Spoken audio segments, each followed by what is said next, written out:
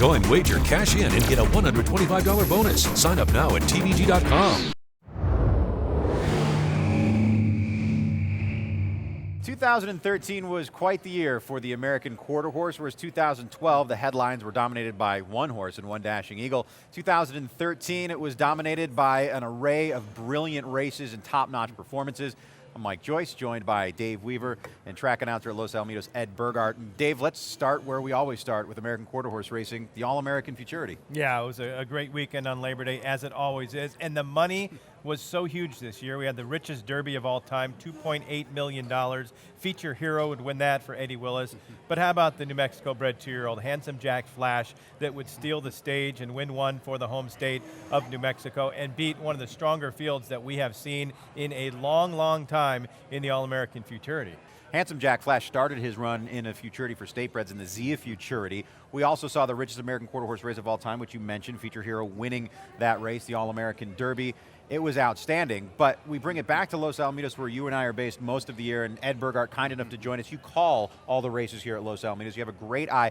Take us through your top 3 races of the year. Well, obviously the Champion of Champions, Mike, when Last to Fire destroyed the field, put up the 4th fastest time ever for the Champion of Champions, and the track was not playing that quick. I think if the track had been playing like it was maybe a year or 2 ago, that would have been a track record performance. So that would be my top moment of the race meet here at Los Alamitos. I thought the Go Man Go handicap when Last to Fire won by close to 2 lengths and beat a really good field of horses that included He's Our Secret and some of the contenders, and along with Riley's Boy that came back to run second in the Champion of Champions. And of course the first time Ochoa ran here and won the Los Alamitos Invitational Championship so impressively.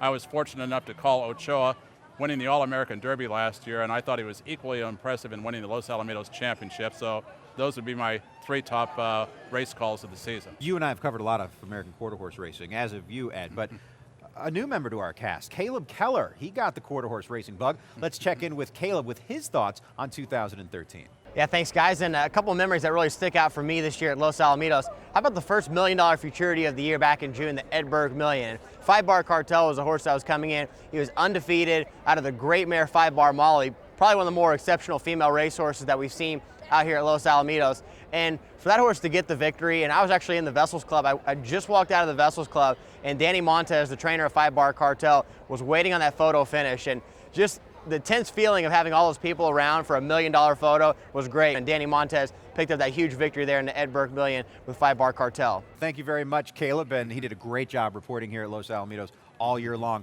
I want to conclude this segment, guys, by asking you your thoughts. Give me your top choice for Horse of the Year and your top choice for 2-year-old of the year. We'll start with you, Dave. Well, I'll say Last to Fire, just the way that he finished off his season with the win so dominantly in the Go Man Go and the Champion of Champions. I don't see how there's any way that he isn't going to be the world champion American Quarter Horse. And Handsome Jack Flash, you know, you win the All-American Futurity, it's going to take something special with another horse winning at least 2 Grade 1s to knock you off, and nobody else did that. So I would say Handsome Jack Flash for the 2-year-old. Ed, your thoughts? Well, Dave pretty much said what I was going to say. Obviously, Last to Fire with 3 Grade 1 races. Handsome Jack Flash, even though I think Kate's Dynasty might be a better horse and won the Texas Classic so impressively, you can't deny the winner of the All-American bragging rights when nobody else won 2 Grade 1s. I think it's a closer vote than that, but all 3 of us are unanimous in our choices. I'm with you guys. Last to Fire, you can't supplant him as the world champ after that campaign, and I think it's Handsome Jack Flash with that score in the All-American Futurity. Nobody else could do that, win a couple of Grade 1 races in that fashion. 2013, it was a fantastic year for the American Quarter Horse, and we thank you for watching it with us on TVG.